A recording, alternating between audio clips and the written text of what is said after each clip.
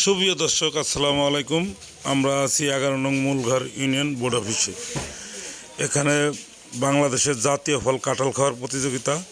এই কাঁঠাল খাওয়া প্রতিযোগিতায় অংশগ্রহণ করছেন 11 নং মূলঘর ইউনিয়নের কর্মচারীবৃন্দ।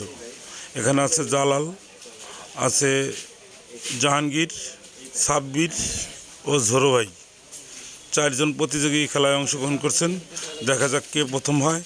যে প্রথম হবে, খাওয়া দাওয়া করে যে বেশি খাইতে পারবে তার জন্য রয়েছে আস্থা 2টা কাঁঠাল পুরস্কার।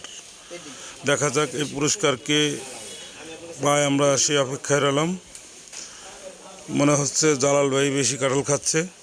তারপরে দেখা যাক কোন প্রতিযোগী আজকে খেলায় প্রথম হয়। আপনারা কে কোথা থেকে এই খেলাটা দেখছেন সবাই কমেন্টসে জানান।